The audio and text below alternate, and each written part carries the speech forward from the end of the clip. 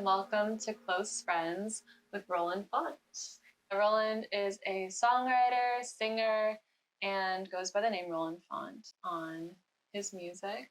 Find him on Spotify and all the places you listen. Your music obviously explores your feelings and emotions and experience with bipolar and the highs and lows that come with that. What was the reaction that your friends and family gave you when they discovered this side of you through your lyricism? Family was pretty on it. There's a lot of bipolar in my family. It's a pretty genetic disease, so it wasn't completely new. I think I came from a pretty small town, and people really knew each other's business. And so I was generally seen as a happy person, and I am a happy person, except for the episodes.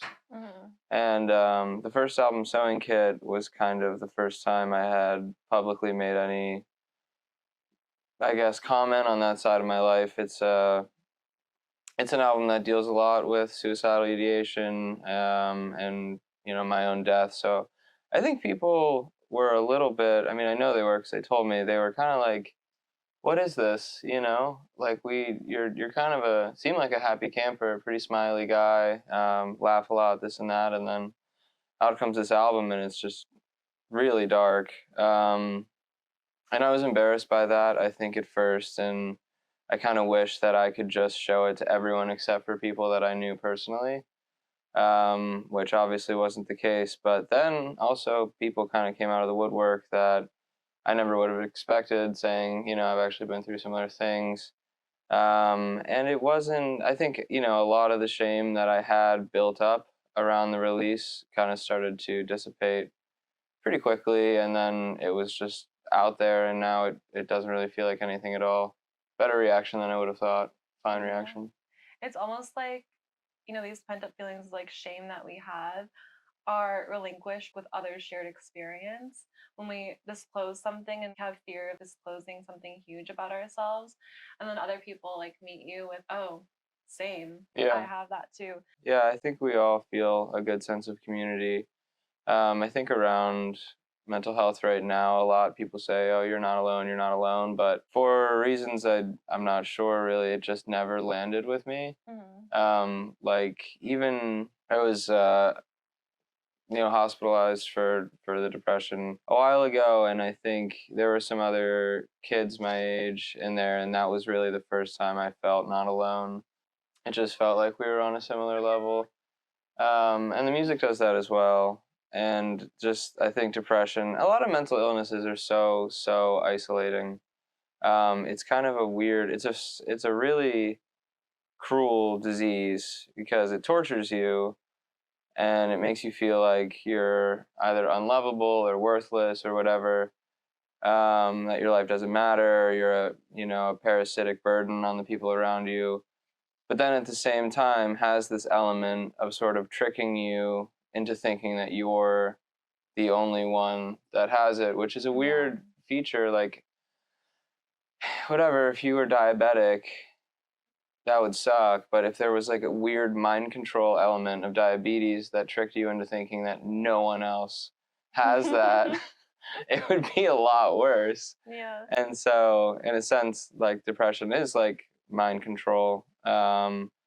And so that isolation is just, it's really unbelievable and very unforgiving. And it's so special that art, for some reason, has a specific quality of being able to puncture through that, I don't know what you want to call it. I mean, a lie, basically, that you're the only one going through this and whatever. And I think in talking to the fans and listeners, that's a very common piece of feedback, that they get bombarded with this message like you're not alone, and it just never cuts through. Yeah. But something about a song can do that, and that was the same for me as well. With the music I was listening to, it was cutting through, and really, I think was just a blessing because it did actually, negate that isolation a little bit. That phrase doesn't land because it doesn't have any empathy to what you're feeling.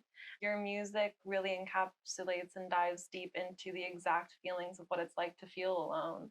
I really, really believe there's a way out for everyone, and so many people that I've talked to and helped, I mean, when the process starts, they're just like, there's no way out for me. I'm different. I'm not like you, and I'm not like these other people.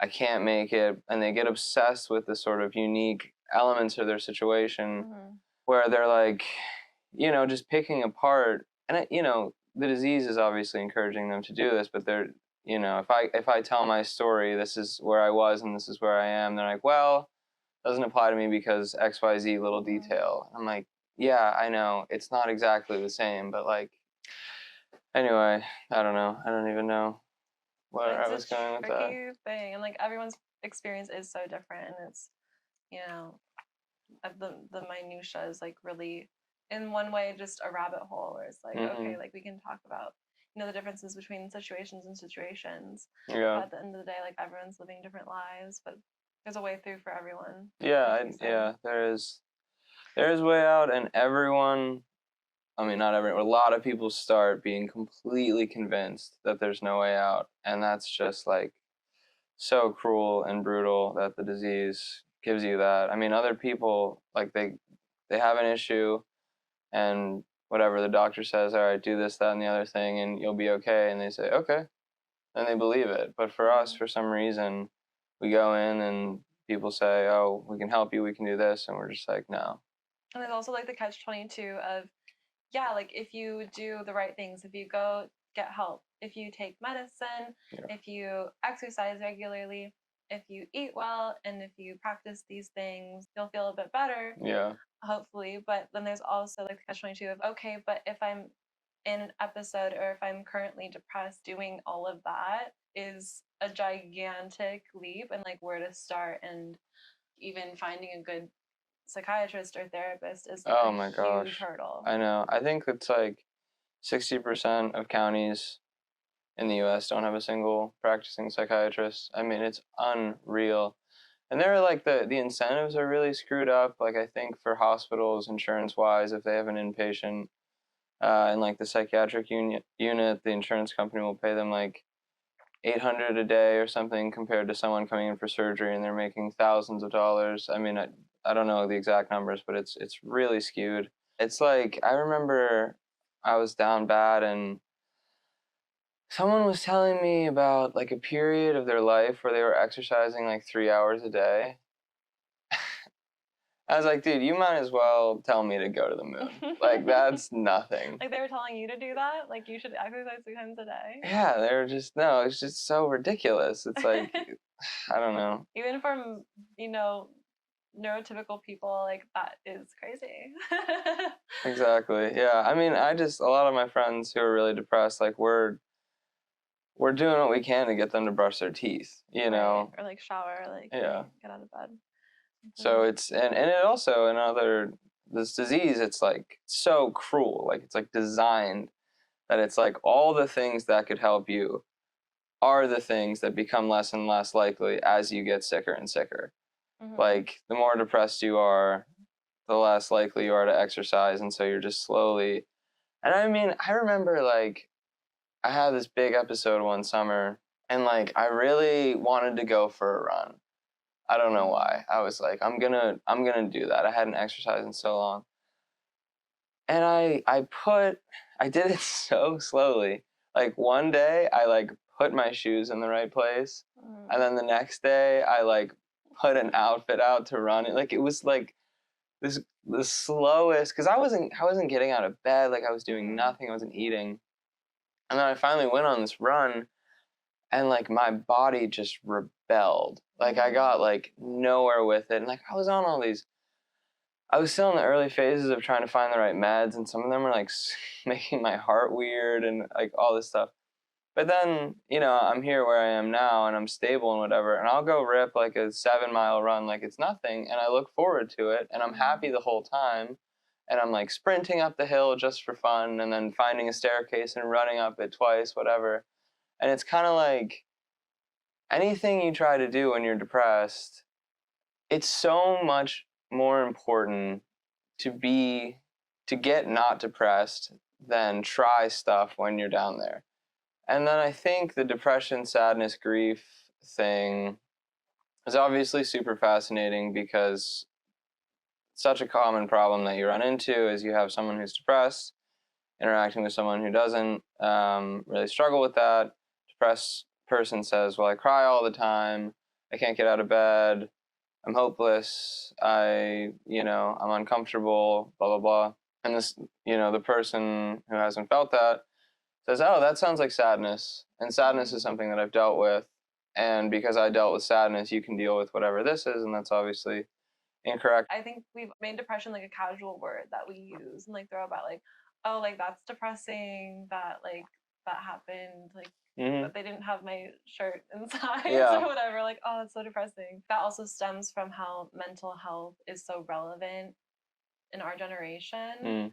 Like we're talking about it more just in general. Yeah. Has like just talking about it more in general, like, it being more of a conversation like we're having right now, and like people are more upfront about their experiences. Has that been helpful for you in your process and experience? I think it's helped a lot with like if you look at, and this, I'm not going to remember this perfectly, but this is the ballpark. For daytime television, maybe in the 90s or whatever, anytime there was a mentally ill character on the screen, like 1 out of 4 times they were hurting or killing someone. And like all of those old movies where schizophrenia was being represented as this like violent, crazy whatever, that type of stuff is no longer acceptable, and it has helped with kind of day-to-day discrimination maybe. Like I remember there was someone I knew, and we were going to stay at their grandma's house, and the grandma knew that I was bipolar, and she didn't want me to come because she was like, well, what if he like goes crazy and like tries to kill us and stuff? I was just like, whatever, I guess. So that type of stuff I think is pretty much gone. Like, not totally. I think in some personal relationships, they don't have anything against the mentally ill, but they like maybe don't like trust us the same amount, or I don't know. It's really hard to say for sure, but I think that like really really severe level of ignorance is pretty much gone. I think the biggest distinction that I've been able to make, and it's actually been useful in explaining things to other people, is that fundamentally a lot of mental illness is a separation from reality. Obviously there's like the larger examples that people might think of paranoid delusions, or like when people are manic and they have some sort of messianic fantasy that they're going to save the world or whatever it is.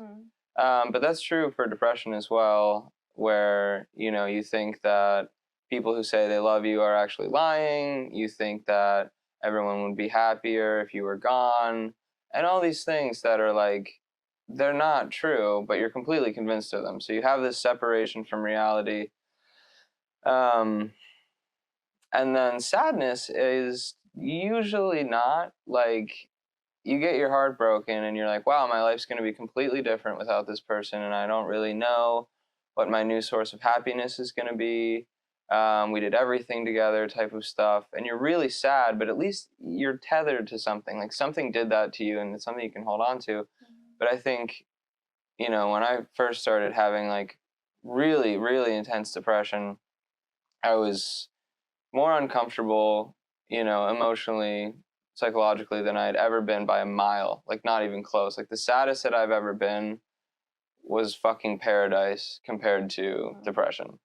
And so, you feel worse than you've ever felt for no reason. You wake up in the morning, the first thing you think is, I wish I would have died in my sleep. But nothing happened really. Like I was living the same life. And then, I'm happy with my life. It's okay. Things are going fine. Episode starts, exact same life, and it's hell on earth. It's the worst thing that could ever happen to me. And I think that separation from reality is fundamental to separating sadness from depression, at least in my experience. But it also is, you said like the word depressing, depression, whatever is thrown around a lot. And I do think it's like, the less common something is, the less language we have for it. So I do think that certain levels of depression, and in my case, like mania, are totally inaccessible to someone who doesn't have one of these disorders. In the same way that like I have never done like hallucinogenic drugs or something, and you know, you take them in, there's a huge chemical change.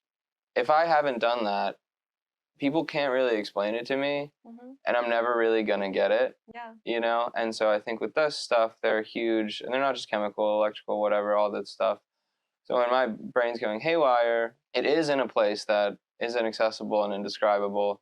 And so, you know, the language is not really there. And so it's like, as you were saying before, like I understand other people who are losing their minds in a way that I don't think anyone else ever really could. It's just like too different, you know. It's and then I think the reality separation is big, and the chronic nature is also big. But I think with the chronic relapsing nature of mental illness, you have the episode for no reason, you're doing okay.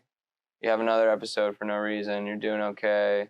Pop up into hypomania from time to time, whatever. It's just this chronic relapsing, like just sort of separate from the world around you. I don't go that low anymore just because the meds work, and I don't, you know, I take them religiously.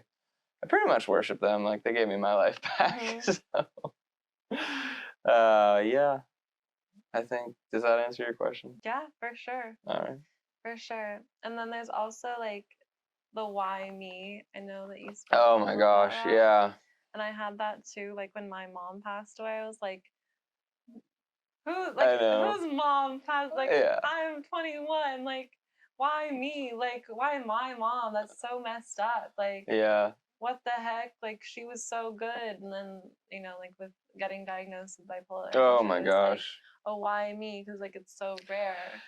When something's even when the rarer something is, like the more why me it is. Oh my gosh, like, yeah. But it was, yeah, getting that diagnosis, oh God, that sucked so hard.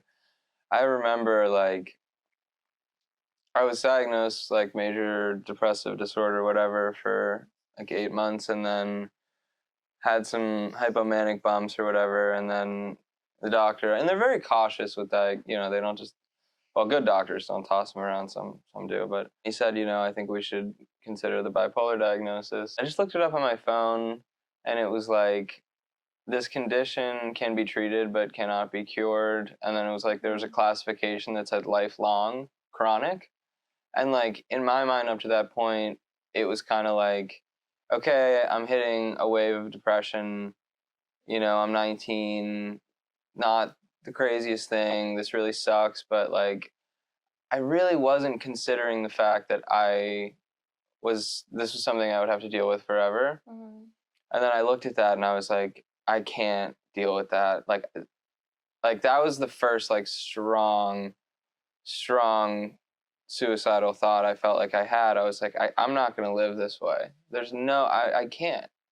I can't do this. I can't even do it for one day. The thought of having to do this for one more day is so like inconceivably terrible. And now, you know, it's just not a life that, and luckily, you know, again, with the medicines, I don't go to those places anymore. I remember I was going somewhere, and I was like, I had all these new rules in my life. Like I couldn't drink, I had to go to bed super early, and just like basically not really participate in the world while I was trying to stabilize my brain.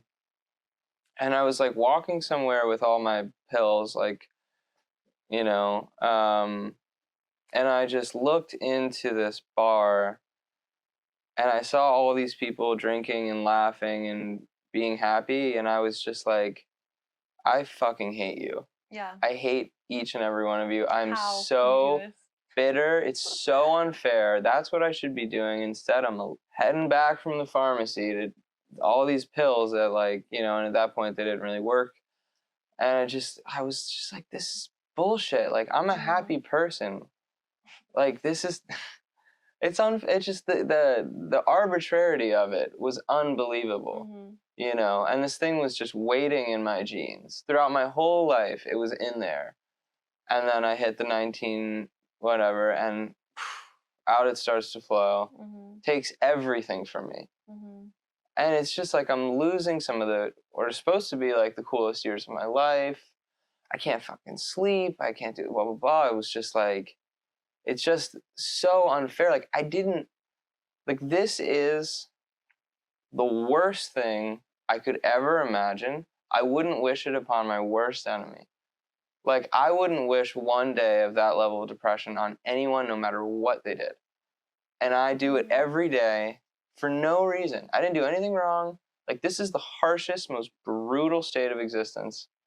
Mm-hmm. And I'm just plopped in there. Mm-hmm. Just fate, just waiting in my blood, waiting in these genes. And then it just switches itself on. Oh, God, I was just... Have you been able to have one of those nights out at the bar that you were like looking in though Yes. since then? Yes, Okay, of course, that's of good. course. That's I do lead a pretty normal life now. I gotta be careful. I'm pretty much okay. Took a long time to get there, about a year. But it's like, once I got my sleep back, because I didn't like sleep a lot. Like, there's probably like 2 or 3 years where every single night when I laid down, there's maybe a 50-50 shot that I was actually gonna sleep a wink. And like I would sometimes not sleep for like 2 days. And when you're not like, it's a weird thing when your body is so tired that it's like failing, and like you can't even keep your eyes open, you're so tired, but you don't fall asleep. And then you're like, you don't really move, so you're just like trapped. Like it is, oh, thinking about that. And then I found this one medicine called Seroquel, and I'll add that, like, just because it worked for me does not mean it's going to work for anyone else. Yeah. But for me, it was a home run, and it was the first time, like, I took that thing and I was going to sleep. And it was unbelievable. Like, it was like, it was like a, like, magical witch, like, came from, like, the other world and offered me a potion of sleep. I would get home, like, it would be like 6:30 p.m., and I'd be like, oh, I'm gonna go home and I'm gonna sleep tonight. It's gonna be crazy. Like it was I was like on vacation. Like I slept every single night. I was so happy. It was just like, I felt like I had acquired some like superpower, you know, that I could finally like wave the wand across my brain and fall asleep. It was just a miracle. So like I slowly like got things back. Like I got my sleep back. And then I got, you know, I was finally like exercising again. And then after a while of stability, my psychiatrist was like, you can, you know, technically you shouldn't, like no one would recommend you drink, of course, while you're on these medicines. But if you want to take that risk and roll the dice, whatever. And I didn't, you know, I don't really drink. I've never like blacked out in my life. Not a huge drug person. But yeah, it was nice. It was cool. Just, you know, had a beer and felt like a normal person. And that was an amazing process, like getting back to the point where I was like, I just wanted to be normal so badly. That's all I wanted. Like when I was younger, people were like, oh, like white picket fence, family, steady job. I was like, no way, I'm never gonna do that, whatever. And then I went down so bad, and I was like, I would kill for that. Just normal, normal, normal. And luckily, I've been able to, you know, bounce back and pursue music, which is not super normal, and have it go pretty well. Having a beer, feeling like a normal person. Well, your fan base definitely seems to be resonating, like with your experience, and not too many artists or lyricist songwriters like do have bipolar and are able to speak and write about those things. I think a lot of people who are bipolar, after a while, the people in my family and other people I've talked to, after a while they can lead pretty normal lives. It's a hell of a disability, and if you can't get a handle on it, it'll drag you for your whole life. I also know people that they just either rejected the medicines, or they've been on and off with them, or whatever. But the problem with it is, and I remember when I was talking to my psychiatrist about this, and I was like, I might just bail, you know, and not like go through all these medicines and all this stuff. Like, you know, I'll just run away. And he was like, obviously you can do that, but like, we're catching it semi-early, but if you come back in here when you're 30 and you've destroyed all your relationships and the disease has progressed more and more and whatever, it just gets, yeah, it just gets more difficult because it trashes your life.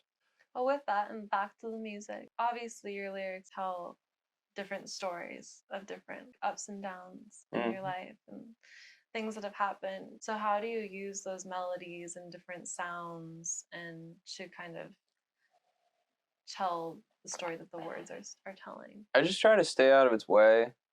Like, I think my process is that I don't really have one. I usually, stuff just comes up whenever it wants to. I just put myself in front of an instrument, just guitar or piano really, as often as possible, and just, if anything pops out, there it is, and if not, no problem. And I also really try, like, I think, like, consciousness and awareness is the opposite of artistic impulse, and the more you, like, think about stuff and try to, like, I don't even know anything about music theory really, other than like if I need to transpose something to a different key because it's not in my vocal range, whatever, but the sort of math and numbers of it, I have no idea, and that was, like, very intentional. Like, if someone tries to explain to me like a music theory thing, I'm like, I don't care and I don't want to know. I would rather just pretend it's all magic and not understand it. So, you know, and sometimes I go through phases of writing stuff that has nothing to do with mental illness, and it's just kind of silly. Like, I went through, like, an Americana phase, and I was writing songs about, like, trucks and stuff. Like, I don't even think I've ever driven a truck. Did you release any of it? It wasn't very good. We need an Americana But I album. think, because I was, like, I went through a Western phase with movies, and so that's what was kind of bouncing around in my psyche. And then I started writing, you know, it's just like, you know, back of the truck, this and that. I was like, I don't even know, like, what trucks do. Was it like country, I don't haul like stuff. sounds, or just Yeah, like a lot of those like lyrics on top of your chords that were, Okay. yeah. Basically, like, especially with the fans and listeners,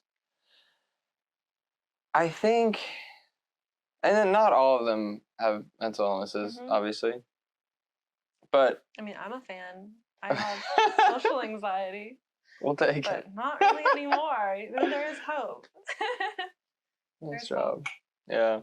Like, we were talking about how people are like, oh, you're not alone, whatever. And it kind of bounces off.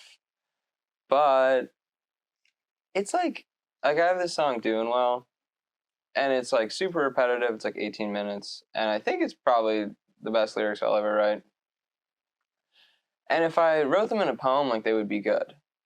What are some of, like, what's the best or, like, your favorite lines? I would, you know, I don't know if it's proper to pull out my phone during this, but I think I should just read them. I turned it off, so let me let it load. But if I take those exact words, and for some reason, it's a super simple melody. There's only 4 chords. Musically speaking, nothing's really happening in that song, but it makes it so much more impactful, and I think it's just layers of language. So it's like the melody, if I was humming it, it would still communicate something. And so you take those words and you sort of repackage them, and they have this extra push through, and the melodies and all of that stuff. I don't really understand where they come from or anything like that, but it's just adding an extra medium. It's like, say you had someone who was doing a dance, and it was very emotive and whatever, but then you added on a bunch of cool lights. You're taking the dance and you're adding another artistic layer, and that extra layer is another opportunity for communication. You're now communicating both the dance and the lights. And then you add the music, and you add another layer. And then so the communication becomes more and more complicated as you add these layers. And it's like, I've always said that art is just a language of emotions that we use when normal language fails, basically. So the words, you are not alone, like, whatever, they are what they are. And I'm not saying people who say that are, like, wrong. Like, I get it. I just was saying that it doesn't land for me. But I have this other lyric that's like, somehow reading Yeah, Me Too will calm me down, and even shining notes have shown me, no, it's not just me, it's not just them. There's all these people with the same thing. I don't remember exactly what it was. And that's the same message, you're not alone. But for some reason, it just like felt so much more sincere when I sang it. And I think there's a communication of sincerity and being like, no, this is like every layer you add is even more honesty, and it really starts to feel like, oh, like, yeah, he really means this, you know? Ugh, there's so many. Okay, so Can't decide what's the best one. yeah. They're all so good. Is this a release song? Yeah, this one is out. What's this one called? Doing Well. Doing Well. So, is it too much to ask of no one that I keep doing well, that the serums are more than a way to conceal that it wasn't a bandage, I've really been healed, so the serums are the meds there. But there's no way to know until one day I'll just not be doing well. And then when that ends, at a couple of months, and the thoughts that I'm writing return all at once, that's like the down period, give me a couple months of being normal, and back down I go. Deep down at the base of my brain, I know, when I've been doing well, a timer is ticking, I can't hear the chimes, I wish I could break it and find out who winds it, and say, what the hell, do you think it's a game to be doing well? What a sick sense of humor that maker must have, to wait till I feel like I have it controlled, and then crush me like leaves in the fall in the hands of a walking child, picked at and pulled without thoughts in a moment, the boredom of stars, or it's something much colder. I like that imagery of like a kid like walking down and like picking a leaf off of a branch and like crumbling it, because it's very thoughtless and sort of innocent. And I feel like the arbitrarity of like the universe is like picking me up and destroying me, but it's not an entity. It's just like this casual series of accidents. If nothing's in charge, then who should I ask to keep doing well? The experts I speak to tell stories quite clear. Though you're safe for a while, you'll never quite heal. You will walk with this now till the day when your body says friends farewell, meaning it's a lifelong thing. The fight will be over as soon as you are. We noticed you've already added some scars. You will never be quite as you were. You will never have nothing wrong. That's the chronic disease. There will never be nothing wrong with you. Your old life is dead, but let's keep you alive as you're coming to terms with the rest of your life. That's accepting the diagnosis. And I know it seems crazy, but one day you will be at peace with this. And until then, we need you to try to stay focused. We'll do what we can, but for now, when you're hopeless, just try not to do anything that you know you cannot take back, meaning don't kill yourself. And if you can manage to spare your own life, we promise we'll make this whole thing worth your while. So I made a deal with myself and decided to choose a day. About 10 months later, a Monday in May. Until then, I swore I'd do what they say. And I told myself at one point that if I'm not better, I think it was May 7th next year, it's ethical for me to, anyway. I will take what you tell me to take. I will do what you say to do. This is me and the doctors, all while believing it all was a lie. But at least at the end, I could say that I tried. Come on, buddy. Then a light began flickering somewhere inside, a collapsing star. That's me, the collapsing star. A child that's mine that I never conceived, but we grew up together, and now I believe. It was hope in the form of an angel who thought it was not my time. Hope out of nothing is purely divine. We become our own gods when we save our own lives. And the date came and went, and I reread the note that I'd sent myself. I have so much respect, and I owe such a debt to the person I was who decided to give us some time just to see and make sure there were no possibilities. Although he was certain those boxes were empty, that's sort of checking the boxes of like, is there anything in this life left for me? He chose to make sure. And it turns out there's plenty of ways for a person like him and like me to be doing well. I owe him my life because he had every right to spare him that pain, but he spared our whole life. So this is me talking to who I was, who decided to not leave. Okay, sorry, this is so fucking many of these. But I want to get to the bottom. Although it's impossible, I understand that it makes no sense. If I somehow could send him a message, I'd say not a word because I think it'd be selfish to ask him to stay just so one day he'd slowly turn into me. A bargain he made on his own I won't question, but I couldn't bring me to make that suggestion. To ask someone else to exist in that place is a crazy thing. So that was like, even if I could go back and give my older self a message, like, keep going, buddy, I wouldn't do it because it's wrong. I mean, it's not wrong, but, you know, obviously it's wrong in the sense of, like, I was just trying to make the point that it's so hard to tell someone to keep going when things are that bad, but obviously the entire message of my life moving forward is going to be to try to convince people not to do it. So not wrong in that sense. But if he can do it, I think I can too. I'm inspired by all of the things that he went through. Although he was certain he never again would be doing well, the thought of it truly just never occurred. I wish I could bring him to now and say, you are my parent and you are my son, and I'm just so proud of you. You're braver than I know you ever imagined, and I'm only here because you chose to allow it. For reasons I still and don't think that I ever will understand, this is the part I wanted to get to. With weights on your ankles, you chose to keep swimming, not even believing the fight was worth winning. You chose to continue to let yourself drown in a burning lake. You had the option, but you didn't take it, to say your goodbyes and be brought to the sky. But you chose to continue to burn and be burned every single day, with no way to know that it'd ever be worth it, with no guarantee that you'd ever stop hurting. With voices that yelled, there's no use, you will never be free from this. You'll burn till the day when you finally give in, so why are you waiting for even 1 second? That was the thing I was talking about, like how it makes so much sense. It's like, you hate your life, you're always going to hate your life. Like, what are you doing? And the seconds you gave turned to months, turned to years, turned to who I am.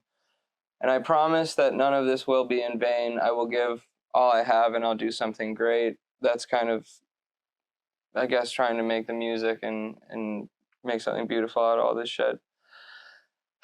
Because I know just exactly how much you decided to sacrifice.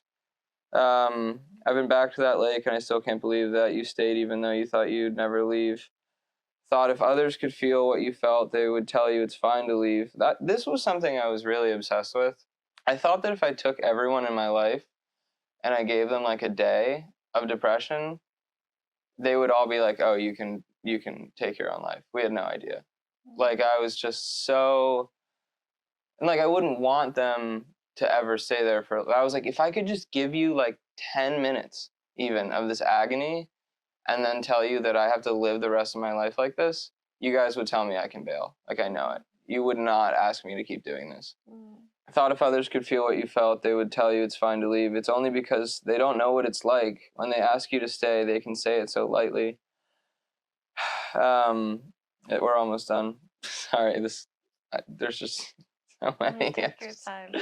But I think it's an okay thing to do, to just go through these, because I say it here better than I could talking. I'd pause as I'd say that to me, even knowing the things I know.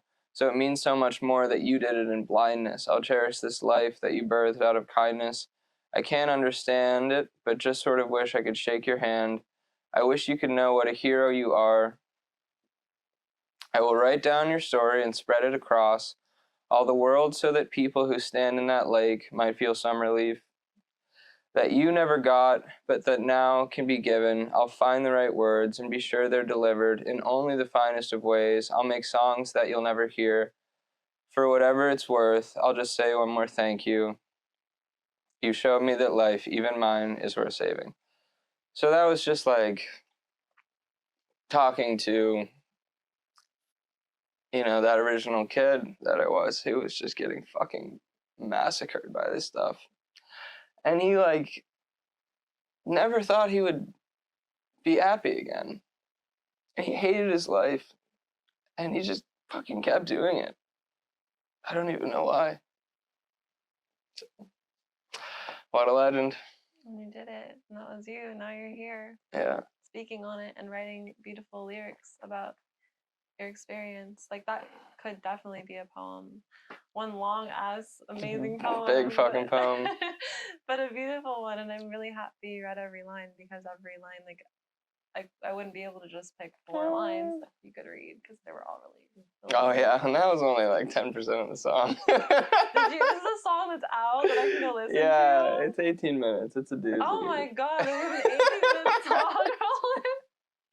It's funny, I wrote for the next album, I had a 15-minute one, and the guy Kyle I work with was like, dude, come on, what can we cut?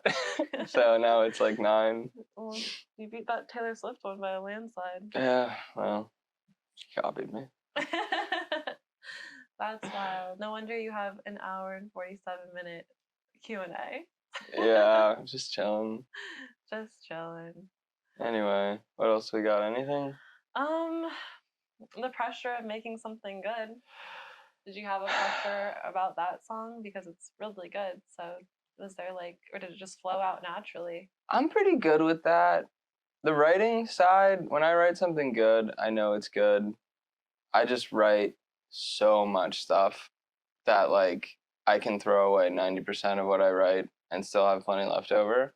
And I think that that's my writing advantage. My pressure usually actually comes in the production process because I'll write a kick-ass song and then I'm like, I really need to present it well. I need to get the vocal takes perfectly. I need to make sure that, you know, this is a great version because you can have whatever, like a really good, I don't know, movie idea or even a script, but if the cinematography sucks and the acting is bad or blah, blah, blah, blah, it might not shine through. So I think the pressure I feel is, oh, this is a great song, but I can still represent it poorly and kind of do it a disservice. So perfectionist with the production, but like not so much with the songwriting. Yeah, it's tough. I think it's tough to work with me. Kyle is, he's a saint. What about your new album, Cloth? Cloth, what do we need to know about it? 15-minute song? No 15 is on this one. There's a 9. There's a really kick-ass 7.5 called "You Still Love Me," which is the part 2 of the song called "Hand Over Hand" that a lot of people like. It's the first time I talk directly to the listener. There's a song called "Hellfire" where I'm like pretty directly talking to the listener, being like, "I know where you are. I know it sucks. I promise you I was there, and I promise you can get out."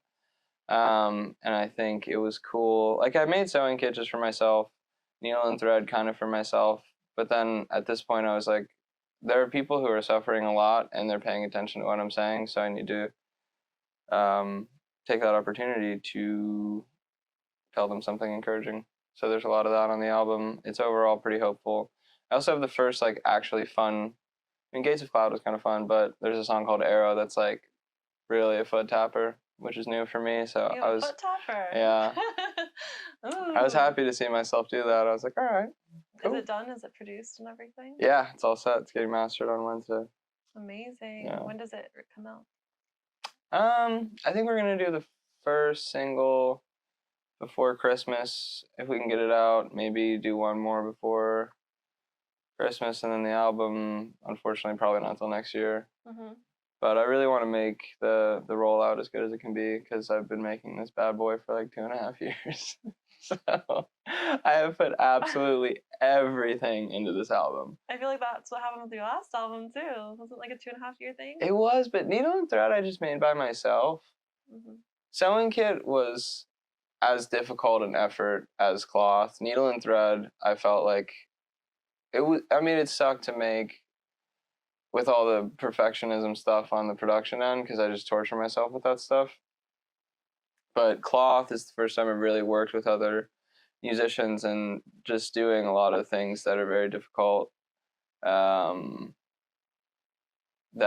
are as difficult as the things I was trying to teach myself with Sewing Kit. But I'm so proud of it, and I know that I've made a good album when I just can't. I don't even care what happens. I'm like, this is as good as I could have done. So it's come what may. You know the results of like the listening and yeah, like I know people will like it, but I'm like, even if no one cares, like I've done my best, so there's nothing else I really could have done. Got it. So one more thing. So obviously there's a trend. Sewing Kit. Yeah. Needle and thread. Oh yeah. Cloth. Cloth. Roland Faunte. That doesn't go. But Roland fabric. Why? Roland fabric. Why the what is all of that? I don't know. Sewing Kit I did because I used the album to put myself back together. And then Needle and Thread, you can kind of see the hope like starting to peek in a little more and like, hey, you know what, like I'm gonna be alright, I think. And then Cloth is like, yeah, I'm gonna be alright. So Cloth is like we're here, like Cloth is like, I have accepted that this thing is a part of my life and I haven't managed as well as I reasonably could. Mm-hmm. And I think there's a foot tapper. That's and there's a foot That's tapper. when you know it's Cloth. Yeah, that's... And you made it through the other side. The needle went through. Thank you so much, Roland Faunte. Thank you so much for tuning into this. Thank you so much for supporting me. Obviously, all of this is possible because of you, and I hope to keep making music you love. I hope to keep making you proud. Obviously, thank you to Mind and Matter for hosting this thing. Thank you to this cat for hanging out with me. And yeah, I hope everyone's having a great day. Well, tell me, like, what does close friends mean to you? Close friends to me means an opportunity for people and me to share our stories and mental health experiences and relate to one another and to give their fans an opportunity to get to know them better and to provide a safe space for me and guests and listeners. How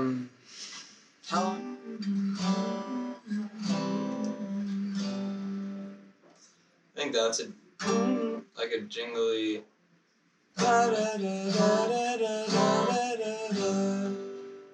Like say what you're feeling. Let's all get to healing, or something like that. That's cute. I don't know. It's kind of, is that tacky? I don't. I'm trying to use like feeling. Let's all get to healing. Like that could be on like an ad, right? Yeah.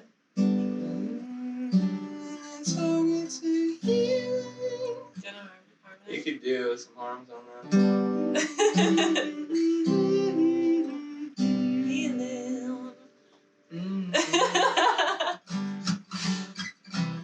Say what you're feeling, let's all get to feeling. Yeah. Close friends, sitting and talking. Close friends. What's on your mind? Close friends. What's the matter? Close friends, it'll all be fine.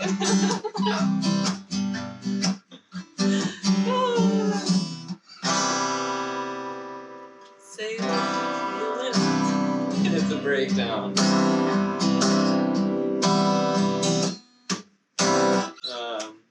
I think that counts as a jingle. Do you want a different one? That counts. I can make a different one. Okay. Round 2, jingle. Where should we start this time? It's gonna be a little more jazzy, maybe. Ooh, bossa nova. I actually love bossa nova music. Close friends, come sit on my couch. Going for it.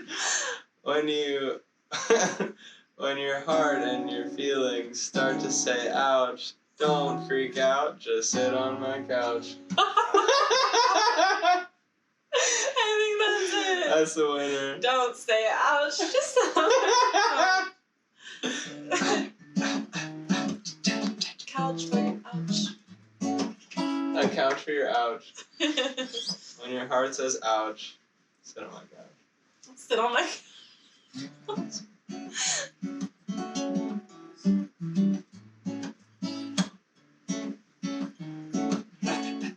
Can you sing one fully, like a full thing? Fuck. At the end, maybe. Sit on the couch, close friends. It says, ouch, don't freak out. You can come on over and sit on my couch because we're. Oh, there it is. It says, ouch, don't freak out. You can come on over and sit on my couch because we're close friends. That's cute. That's it.